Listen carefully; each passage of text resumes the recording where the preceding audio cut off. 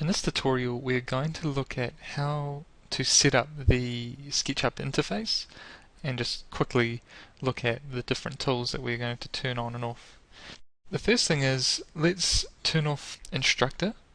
We will turn that back on later and show you how to use that, but for now let's just turn that off. Also, we're going to pull off the large tool set, so with this little icon here we're going to drag this off, and then we're going to hit the delete button. Then we're going to go to View, Toolbars, and we're going to turn on some extra toolbars. So we're not going to use advanced cameras yet. We're going to use the camera tool, construction, drawing, dynamic components, edit. We'll leave getting started off. We'll turn on Google, layers, measurement, principle. We'll turn on sandbox, section tools, shadows, solid tools, standard, styles, view, and warehouse. So we've turned them all on really quickly, but it's best if we then align them to how we would like to see them.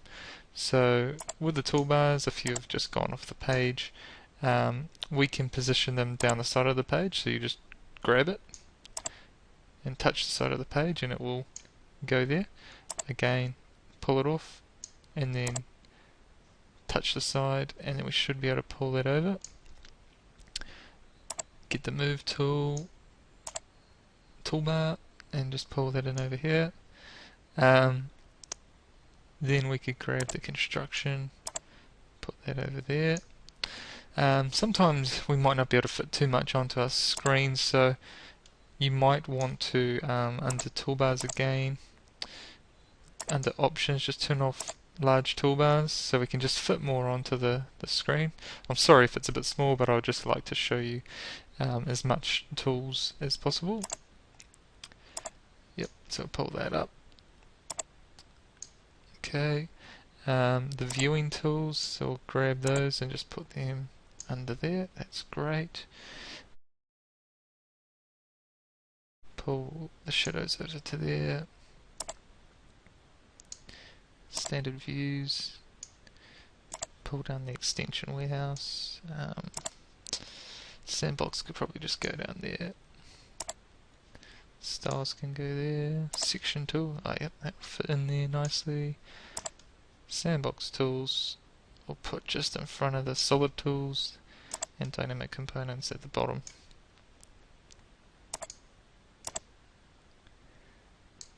Okay. Actually we could put these up the top here,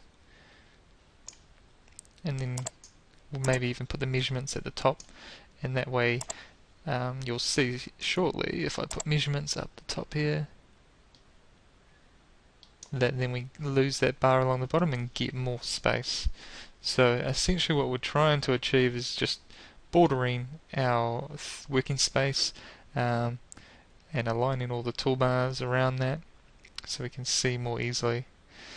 One feature that you can use or do with the toolbars is under View Toolbars.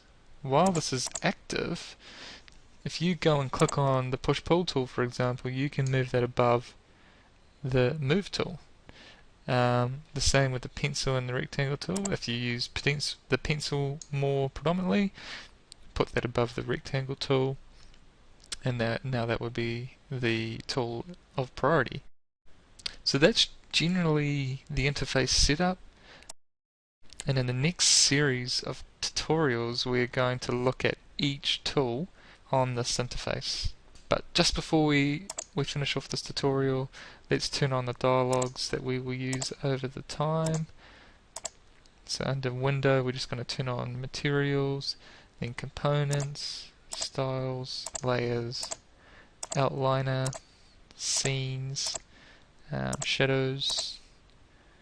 We can turn on Fog, go briefly through that, Match Photo, Soften Edges, and this is where you find Instructor as well. So let's just collapse these first.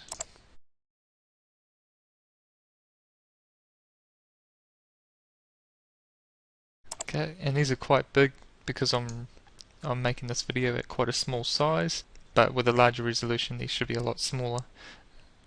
One nice thing you can do is under Window you can turn off the dialogues by clicking on Hide Dialogues, and bring them back instantly by clicking on Show Dialogues.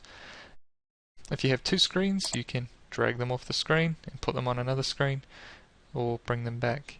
So for the time being I'm just going to leave them off to the side because I don't need them at the moment, and as we go through tutorials I'll pull them back onto the screen.